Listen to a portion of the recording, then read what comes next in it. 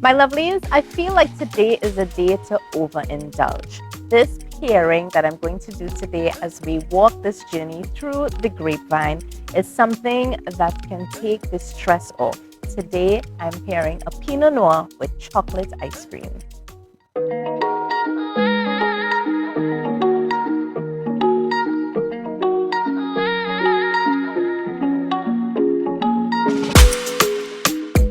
Now we have been walking this road for quite some time already, so you know the drill. We're going to read our wine bottle to get started. Now I've opened my wine a little bit and I let it breathe because this is of the red variety. This is a barefoot Pinot Noir and this is produced in California. So once again, it's the brand, it's the type of wine, and it's where it's produced because, of course, you will understand what type of texture and body you can expect based on where the wine is produced. So let's see the story of this barefoot. Okay, so the footnotes, as they call it, which I really like because that is a little cheeky based on the name of the wine. So they have footnotes at the back. So it really just says that it's all about the S's: silky, smooth, and spicy. Who doesn't love that combination? And this dark cherry and wild raspberry notes get their groove on next to a brown spice aroma. Now, I am already intrigued by what this bottle is telling me, and if I was in the supermarket reading this, I was definitely going to grab this bottle. So let's get on to our tasting. Ooh. Sometimes a little whiff from the bottle is nice. So, of course, you are here with me, so it is a glass for me and a glass for you.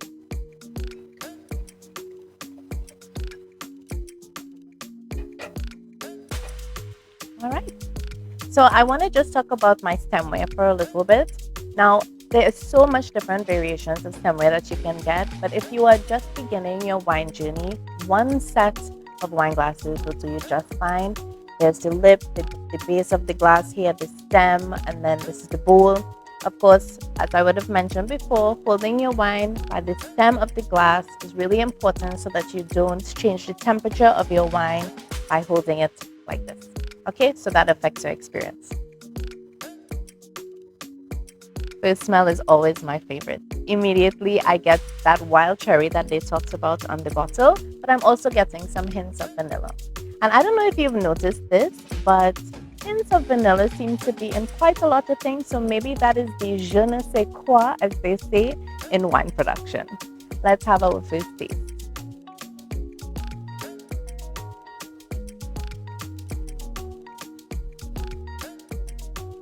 Okay, so immediately I can say that even though this is a red wine, it is a very light red wine. So the alcohol percentage on this is 13.5%. So of course, always pay attention to that so you know what type of portions would be sensible for you to have. Let's do another sip.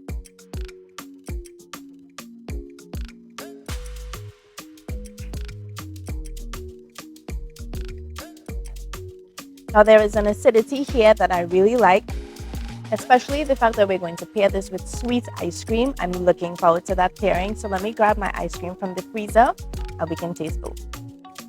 When I tell you this combination is truly an overindulgence, because where else, when do you actually pair wine and ice cream together?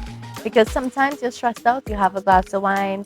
Sometimes you need a little comfort, you have some ice cream. But putting them together, I must say, could be very sinful. So I'm going to give you like a caution warning.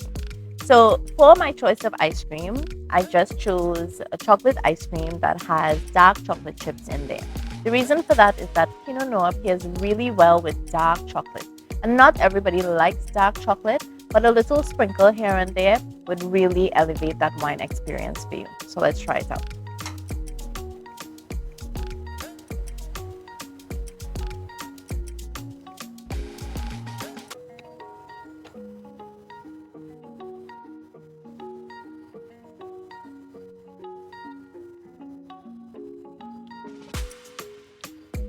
I don't know if you're familiar with something like a cherry Garcia.